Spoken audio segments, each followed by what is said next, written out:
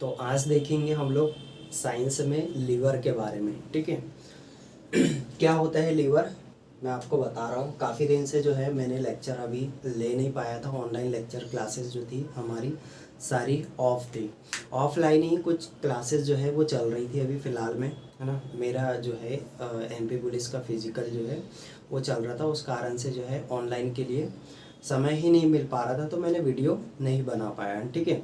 तो आज जो है, आज से हमारा जो है ये लेक्चर जो है चालू हो रहा है, आज से क्लासेस चालू हो रही है। ठीक है। तो आज देखेंगे हम लोग साइंस में साइंस में लीवर क्या होता है। ठीक है। लीवर, लीवर, ठीक है। या इसी को बोलते हैं हिंदी में, क्या बोलेंगे, यकृत, यकृत बोलेंगे हिंदी में। और उर्दू की बात करते हैं तो उर्दू में बोलते हैं इसको जिगर। क्या बोलते हैं, जिगर। ठीक है। तीनों जो है, तीनों नाम सेम ही है, मतलब तीनों का आंसर एक ही है, लीवर, यकृत, जिगर। ठीक है। जिगर बोलो, यकृत बोलो, लीवर बोलो, बात एक ही है। ठीक। अब ये होता क्या क्या है और कहाँ पर होता है, ये आपको पता होना चाहिए। ठीक। चलो, तो सबसे पहले मैं बता देता हूँ लोकेशन कहाँ पर होता है हमारी बॉडी में। देखिए, ये बना दिया मैंने स्टोमक। ठीक है। ये अमाशय बना दिया।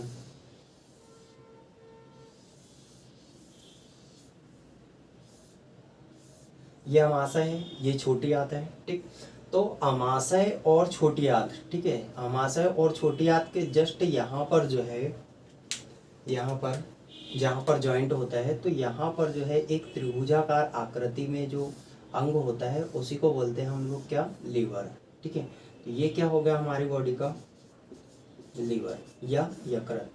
यहीं पर लीवर, लीवर और अमाशय के बीच में यहीं पर होता है क्या, पित्ताशय, या इसी को बोलते हैं गॉल ब्लेडर। ठीक है। पित्त की थैली या गॉल ब्लेडर या पित्ताशय। ठीक। चलो, तो लीवर कहाँ पर होता है देख लिया आप लोगों ने। ये क्या है, अमाशय है, और ये क्या है, छोटी आंत है ना। यहाँ पर लिख भी सकते हो आप क्या, छोटी आंत या स्मॉल इंटेस्टाइन। ठीक है, छोटी आंत। और ये क्या है, स्टमक या अमाशय। चलिए, तो इनके बारे में मैं सबको जो है डिटेल से पढ़ाऊंगा। क्या होता है अमाशय, अमाशय के कितने भाग होते हैं, क्या होती है छोटी आंत। ठीक है, छोटी आंत के क्या काम होते हैं, तो ये सारी चीज़ें जो है डिटेल से बताऊं। अभी सिर्फ जो है हमको आज बात करना है किसके ऊपर, लीवर के ऊपर। ठीक है। लीवर के बारे में सारी जो है इंफॉर्मेशन समझेंगे हम लोग, है ना। सारे क्वेश्चन जो बनेंगे वो मैं आपको आज एक तरफ से बता दूंगा। ठीक है। मतलब जो पढ़ाऊंगा उससे बाहर मेरे हिसाब से नहीं जाएंगे क्वेश्चन। ठीक। चलो, तो फैक्ट देख लेते हैं हम लोग इसमें। पहला फैक्ट, ठीक है, तो लीवर जो होता है इसके बारे में पहला फैक्ट जो है क्या है, यदि आपसे पूछा जाए, क्या पूछा जाए कि शरीर का सबसे बड़ा अंग, ठीक है, शरीर का सबसे बड़ा अंग। ठीक है। तो शरीर का सबसे बड़ा अंग क्या है बताइए। शरीर का जो सबसे बड़ा अंग होता है भाई, वो होता है क्या, स्किन। क्या होता है, स्किन। स्किन मतलब त्वचा। ठीक।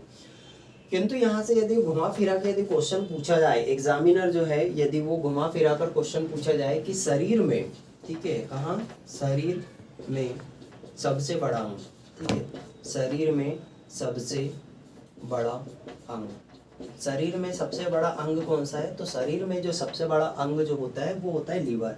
क्या होता है, लीवर होता है या यकृत होता है। ठीक। तो यहाँ पर मैंने आपको दो फैक्ट बता दिया और दोनों फैक्ट में अंतर है, याद रखना, है ना। शरीर का सबसे बड़ा अंग पूछे तो स्किन, त्वचा। ठीक है, स्किन हमारी।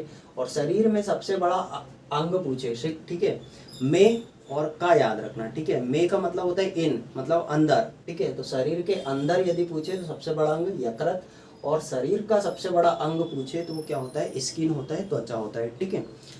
चलो, यकृत जो होता है, लीवर जो होता है, मैंने बताया कि इधर साइड बनाया मैंने, इधर राइट साइड बनाया। ठीक है। ये है अमाशय। ठीक। अमाशय जो होता है यहाँ पर होगा। ठीक है। और यदि यकृत की बात करें तो यकृत जो होता है वो हमारे राइट साइड होता है। कहाँ होता है, राइट साइड, या इसी को बोल सकते हो आप क्या, दाया साइड, है ना। अच्छा, इसका जो वजन होता है भैया कितना होता है लगभग, वजन की बात करें तो वजन होता है लगभग इसका 1.5 से लेकर से लेकर कितना 1.5 से 2 kg तक जो है इसका वजन होता है। ठीक, यदि आपसे पूछा जाए कि भाई लीवर का जो है वजन कितना होता है तो 1.5 से 2 किलो तक इसका वजन होता है। ठीक है, अगला फैक्ट देखते हैं हम लोग। हाँ, अगला फैक्ट क्या देख सकते हैं कि ये जो होती है यकृत, जो होती है यकृत, क्या होती है यकृत मानव शरीर की, यकृत मानव शरीर की सबसे बड़ी ग्रंथि होती है। क्या होती है? ग्रंथि होती है। ठीक, यकृत जो है मानव शरीर की सबसे बड़ी ग्रंथि होती है। और इसमें भी यदि आप स्पेशली यदि पूछे कि मानव शरीर की कौन सी जो है वो ग्रंथि होती है, बड़ी तो होती है किंतु बड़ी में भी ग्रंथियां जो है वो 2 प्रकार की होती है भैया। ठीक है, ग्रंथि जब चैप्टर पढ़ेंगे तो मैं बताऊंगा कि ग्रंथियां क्या होती है। ग्रंथियां 2 प्रकार की होती है, एक एंडोक्राइन होती है और एक एक्सोक्राइन ग्लैंड होती है। ठीक है, एंडोक्राइन ग्लैंड मतलब अंतःस्रावी ग्रंथि और एक्सोक्राइन ग्लैंड मतलब बहिःस्रावी ग्रंथि। ठीक है, तो ये जो यकृत होती है ना भाई, यकृत जो होती है बहिःस्रावी ग्रंथि होती है। कैसी होती है? बहिःस्रावी। तो यकृत यदि आपसे पूछे तो सबसे बड़ी कौन सी? बहिःस्रावी। अब ये बहिःस्रावी क्या होती है?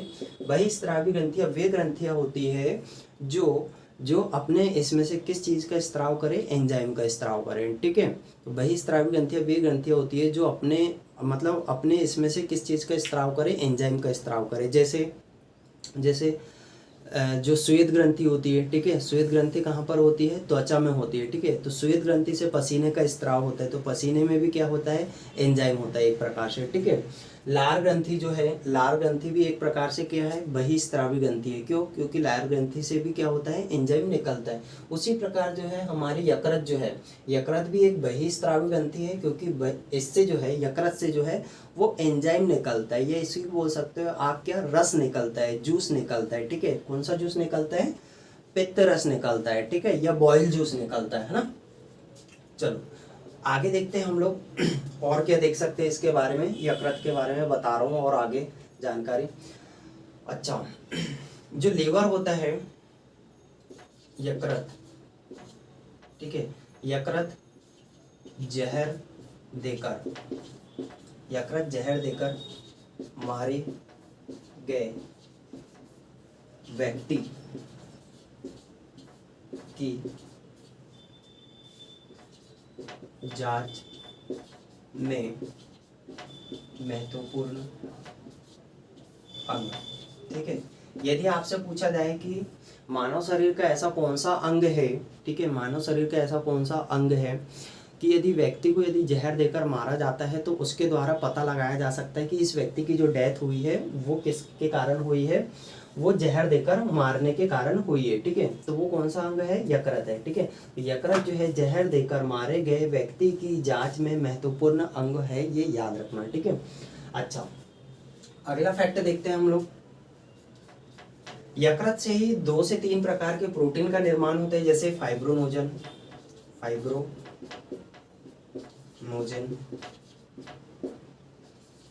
ठीक है, fibrinogen comma prothrombin, fibrinogen comma prothrombin protein का निर्माण, ये एक प्रकार के प्रोटीन ही होते हैं। इनका काम क्या होता है बता रहा हूँ अभी मैं, है ना। प्रोथ्रोम्बिन कॉमा फाइब्रोनोजन प्रोटीन का निर्माण कहाँ होता है? लीवर में ही होता है, यकृत में ही होता है, ये याद रखना। ठीक, अच्छा ये जो फाइब्रोनोजन जो काम करता है, फाइब्रोनोजन और प्रोथ्रोम्बिन प्रोटीन जो काम करता है वो क्या करता है? इनका जो काम होता है वो रक्त का थक्का जमाने का होता है। क्या होता है? रक्त का थक्का जमाना। ठीक है, यदि आपसे पूछा जाए कि फाइब्रोनोजन प्रोथ्रोम्बिन क्या है? एक प्रकार के प्रोटीन है। ठीक है, क्या है? एक प्रकार के प्रोटीन है। ठीक, इनका काम क्या होता है? रक्त का थक्का जमाना। क्या काम होता है? रक्त का थक्का जमाना। और रक्त के थक्का जमाने में कौन सा विटामिन सहायक होता है? विटामिन के सहायक होता है। ठीक है, और यदि कनिका की बात करें तो एक होती है प्लेटलेट्स। क्या होती है? प्लेटलेट्स, है ना। प्लेटलेट्स जो है वो रक्त का थक्का जमाने में महत्वपूर्ण योगदान निभाती है। ठीक है, और साथों साथ यदि विटामिन की बात करें तो विटामिन के जो है वो रक्त का थक्का जमाने में सहायक होता है। ठीक, चलो, तो फाइब्रोनोजन प्रोथ्रोम्बिन का निर्माण कहाँ से हो रहा है भैया? लीवर से हो रहा है। ये एक प्रकार के क्या है? प्रोटीन है, और ये इनका काम क्या होता है? रक्त का थक्का जमाना। ठीक है, रक्त का थक्का जमाने में सहायक कौन? विटामिन के और प्लेटलेट्स। ठीक है, चलो फिर आगे देखते हैं, पहले इसको रिकॉल कर लेते हैं फिर आगे चलते हैं ना। तो पहला फैक्ट क्या देखे हम लोगों ने? शरीर का सबसे बड़ा अंग। ठीक है, शरीर का सबसे बड़ा अंग क्या है? स्किन है। शरीर में सबसे बड़ा अंग क्या है? यकृत है। वजन कितना होता है यकृत का? 1.5 से 2 किलो। ठीक है, वजन कितना होता है? 1.5 से 2 किलो। यकृत मानव शरीर की क्या है? सबसे बड़ी ग्रंथि है। ठीक है, सबसे बड़ी ग्रंथि है। तो कैसी? बहिस्रावी ग्रंथि है। बहिस्रावी ग्रंथि क्या होती है? बहिस्रावी ग्रंथियां वे ग्रंथियां होती है जो अपने इसमें से मतलब अपनी ग्रंथि में से किसका स्त्राव करती है? एंजाइम का। ठीक है, दो ही चीजें निकलती है, एंजाइम निकलता है और एक हार्मोन निकलता है। ठीक है, हार्मोन जिस ग्रंथि से निकलेगा वो अंतःस्रावी ग्रंथि होगी, और एंजाइम जिस ग्रंथि से निकलेगा वो बहिस्रावी ग्रंथि होगी। ठीक है, और एक ग्रंथि ऐसी है जो अग्नाशय बोलते हैं, अग्नाशय या पेनक्रियास। तो इस अग्नाशय से जो है हार्मोन और एंजाइम दोनों चीज निकलती है। इसके लिए जो है अग्नाशय को या पेनक्रियास को मिक्स ग्लैंड के नाम से जाना जाता है, मिश्रित ग्रंथि के नाम से जाना जाता है। ठीक है, अगला फैक्ट क्या देखे हम लोगों ने? जहर देकर मारे गए व्यक्ति की जांच में महत्वपूर्ण सुराग जो होता है वो लीवर होता है। ठीक है, फाइब्रोनोजन प्रोथ्रोम्बिन प्रोटीन का निर्माण जो होता है कहाँ होता है? लीवर में होता है। और डायग्राम तो आपको समझ में आ गया होगा। लीवर ये है। ठीक है, यहाँ पर ही क्या होता है? पित्ताशय होता है। अच्छा, लीवर से जो निकलेगा क्या निकलेगा? पित्त रस का स्त्राव होता है। ठीक है, पित्त रस जो होता है वो क्षारीय होता है, ये याद रखना। और यहीं पर क्या होता है? पेनक्रियास होता है। क्या होता है? पेनक्रियास होता है, ये अग्नाशय होता है ना, पेनक्रियास या अग्नाशय। ठीक, पहले जो है यहाँ से HCl निकलता है। HCl अमाशय में कौन सा अम्ल निकलता है? HCl या हाइड्रोक्लोरिक अम्ल।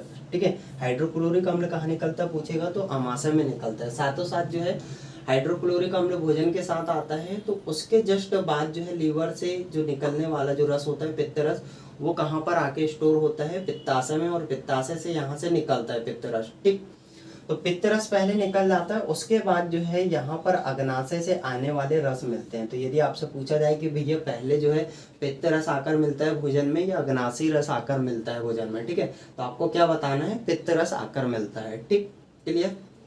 चलो आगे देखते हैं। फिर एक प्रोटीन और का निर्माण होता है जिसको बोलते हैं हिपेरिन। ठीक है, हिपेरिन। तो हिपेरिन नामक प्रोटीन का निर्माण यदि पूछे तो कहाँ से होता है? यकृत से होता है। कहाँ से होता है? यकृत। ठीक है, हिपेरिन नामक प्रोटीन का निर्माण यकृत से होता है। और ये जो होता है भाई ये क्या करता है? हिपेरिन, अच्छा इसको अच्छे से लिख लो पहले, हिपेरिन प्रोटीन का निर्माण यकृत से। ठीक है, हिपेरिन प्रोटीन का निर्माण यकृत से होता है। इस हिपेरिन प्रोटीन का काम जो होता है ये उल्टा काम करता है। उल्टा काम मतलब देखो, फाइब्रोनोजन और प्रोथ्रोम्बिन क्या करता है? रक्त का थक्का जमाने में सहायक होता है, और हिपेरिन जो होता है वो रक्त का थक्का जमाने से रोकता है। ठीक है, तो ये क्या करता है? रक्त का थक्का जमने से रोकता है। ठीक है, रक्त का थक्का जमने से रोकता है। ठीक, तो यदि आपसे पूछे हिपेरिन क्या है? एक प्रकार का प्रोटीन है। ठीक है, हिपेरिन प्रोटीन का निर्माण कहाँ से हो रहा है? यकृत से हो रहा है। ठीक है, हिपेरिन का काम क्या होता है? रक्त का थक्का जमने से क्या करता है? ये रोकता है। ठीक है, प्रोथ्रोम्बिन और फाइब्रोनोजन प्रोटीन जो है वो रक्त का थक्का जमाने में सहायक होते हैं, और हिपेरिन जो है वो रक्त का थक्का जमाने से रोकता है। ठीक है, रक्त का थक्का जमने नहीं देता। ठीक, मगर इसकी एक खासियत होती है, ये हिपेरिन प्रोटीन यदि ये वायु के संपर्क में आता है, हिपेरिन प्रोटीन वायु के संपर्क में आता है, तो ये जो है एक प्रकार से मतलब कहना चाहिए नष्ट हो जाता है। ठीक है, चलो फिर वहां पर जो है प्रोथ्रोम्बिन और फाइब्रोनोजिन ही कार्य करते हैं और रक्त का थक्का जम जाता है। ठीक, अच्छा और क्या है यकृत के बारे में? भ्रूण अवस्था में। ठीक है, भ्रूण अवस्था मतलब जब बेबी छोटा होता है। ठीक है, भ्रूण अवस्था में आरबीसी बोल लो। ठीक है, भ्रूण अवस्था में आरबीसी, रेड ब्लड कॉर्पक्लेस या लाल रक्त कणिका। ठीक है, भ्रूण अवस्था में आरबीसी या रक्त का निर्माण, भ्रूण अवस्था में रक्त का निर्माण जो होता है वो लीवर के मेसोडर्म से होता है। ठीक है, कहाँ से होता है? लीवर के मेसोडर्म, है ना। यदि आपसे पूछा जाए कि भ्रूण अवस्था में जो है, जब बेबी छोटा होता है, पेट में होता है, तो उस समय जो है बेबी में जो है या भ्रूण में जो है रक्त का निर्माण कहाँ से होता है, तो बताना है आपको कहाँ से होता है, उसके यकृत से होता है, या लीवर के एक अंग होता है जिसको बोलते हैं मेसोडर्म, ठीक है। तो यकृत के मेसोडर्म से क्या होता है, बेबी में भ्रूण अवस्था में आरबीसी का निर्माण होता है या रक्त का निर्माण होता है, ठीक है। और हम में जो है, जैसे जवान लोग जो होते हैं, ठीक है, जैसे मेरी एज के हैं, ठीक है, 25-30 साल के जो व्यक्ति होते हैं, या 18 के भी मान सकते हो, 10 से ऊपर जो बच्चे होते हैं, तो उनमें जो है बड़ी बड़ी हड्डियाँ पाई जाती है, ठीक है। तो बड़ी बड़ी जो हड्डी होती है, तो बड़ी बड़ी हड्डियों में जो है ब्लड का निर्माण होता है, जैसे जांघ की हड्डी है, फीमर, ठीक है, जो हमारे मानव शरीर की सबसे बड़ी हड्डी होती है, जांघ की हड्डी, ठीक।